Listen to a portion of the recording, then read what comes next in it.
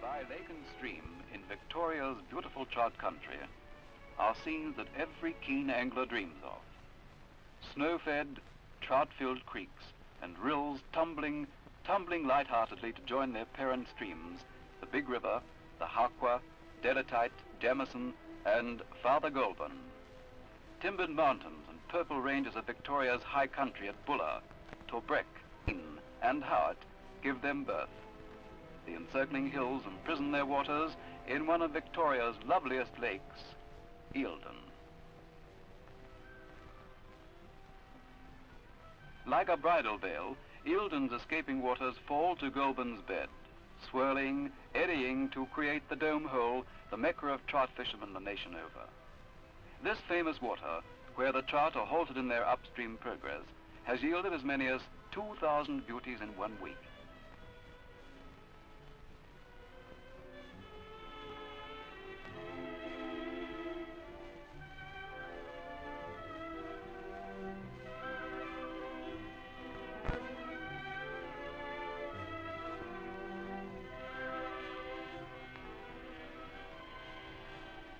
From these picturesque falls, clear, oxygen-impregnated water flows to the Snob's Creek hatchery being established by the Victorian Department of Fisheries and Game, and which soon will be the largest trout breeding ground in the Southern Hemisphere.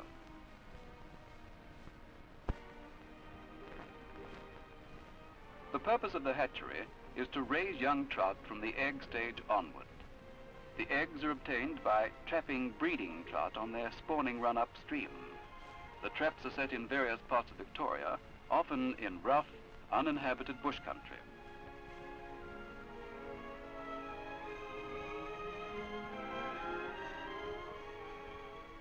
The netting barrier must be strongly braced against the stresses of possible flood and debris, since the fish spawn in winter when the creeks are running high.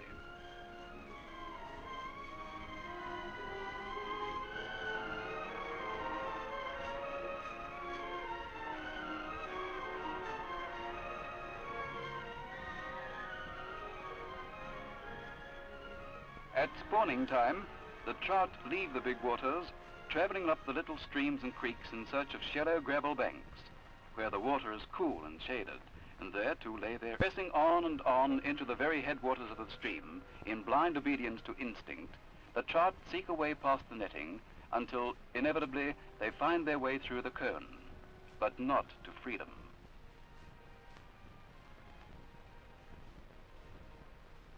The trap is cleared daily, yielding sometimes as many as 100 fish. These are taken to the hatchery for egg stripping and later liberated.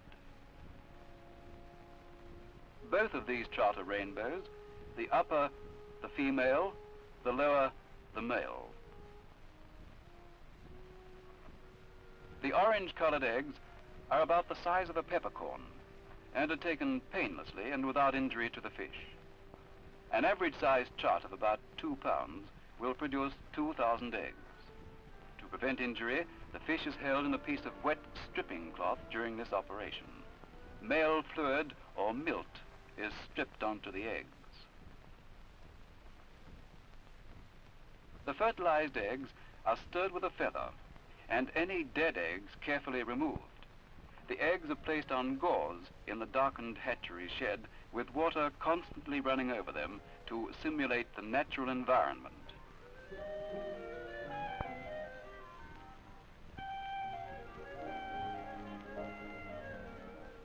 At hatching time, the young fish, known at this stage as alevins, have a yolk sac attached to them to provide nourishment, during their first 5 weeks of life. This close view shows trout eggs very near to hatching, and the eyes of the baby fish can be seen through the transparent shell. When the alevins have absorbed their yolk sacs, they're known as fry, and are then transferred from the hatching house to specially designed rearing ponds.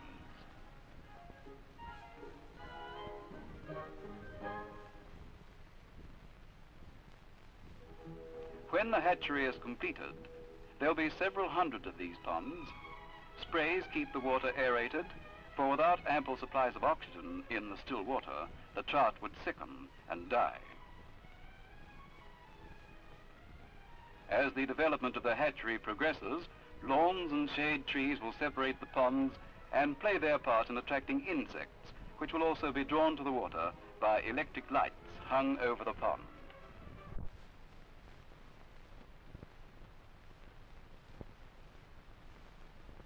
One year later, after careful nurturing and feeding, the youngsters commence their journey towards freedom. A well-grown yearling, lively and fat, and 4 or 5 inches in length, is well able to look after himself in the big outside world. The yearlings are counted into specially designed fish cans, in which they may be transported hundreds of miles.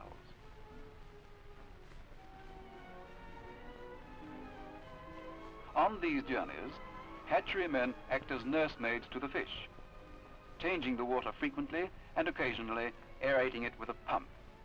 The journey may be by motor truck, by rail, and even by pack horse to the more distant lakes and streams. The future home of the yearlings may be in far eastern Gippsland, in the waters of the Tambo, the Snowy, the Broadrib, the Buchan, or the Cann. It could be in the valleys of the northeast, the Ovens, the King, the Mittamitta, or the Buffalo. If Gippsland and the northeast have their quota, there's still the Avoca, the Coliban, and the Loddon in the north, or the Glenelg, the Wannon, the Hopkins, and Lakes Cunongwutong, Bullenmary, Wurdybolak, and Parambeat in the west.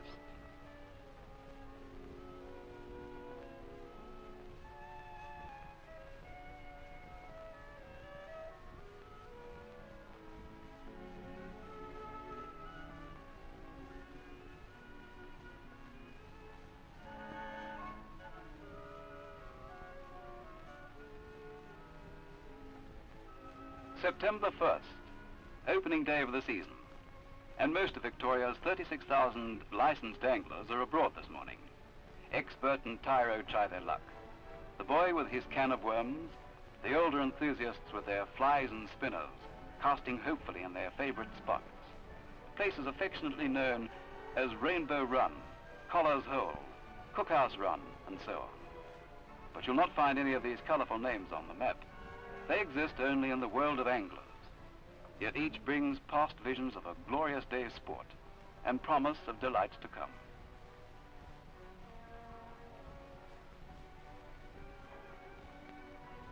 For centuries, we've been trying to find out why men fish. Some say it's the fresh air, the peace, the scenery.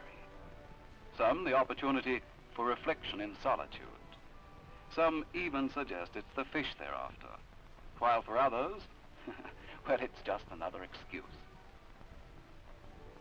Whatever the reason, you can be sure in this uncertain world, there'll always be an angler.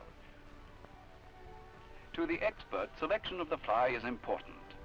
Each has its name: the March Brown, the Red Spinner, the Blue Devon, the Grizzly King, Black Spring, the Red Tag, and 100 others.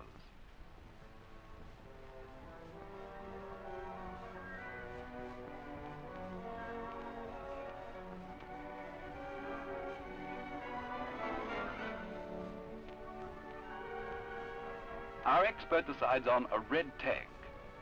Carefully he ties it, and he must certainly be careful, for the trout is a wily fish, and the fly must look natural, or there'll be nothing doing.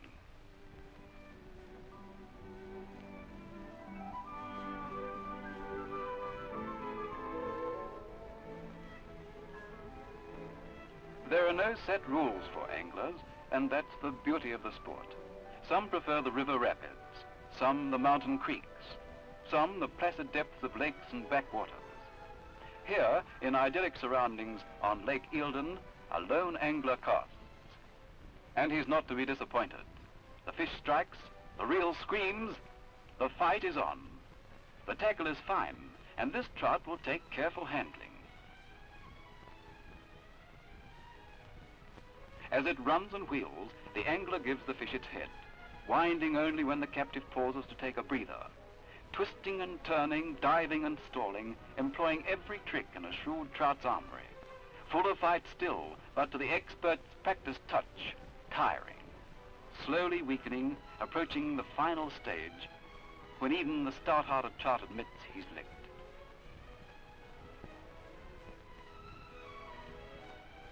Nemesis with a rod draws closer. A desperate last lunge, a leap. The fight is over.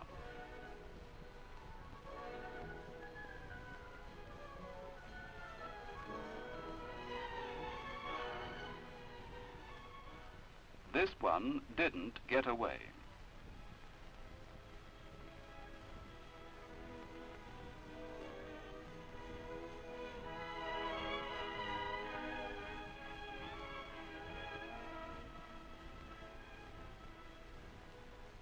In the fast current of Rainbow Run, an expert hooks a nice fish.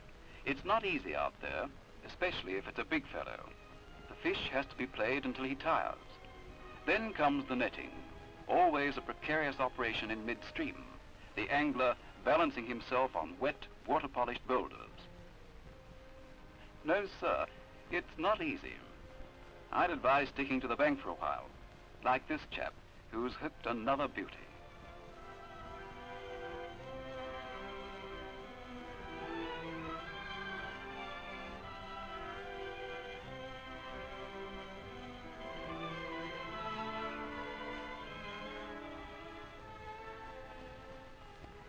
And the camp flashes its friendly message of welcome.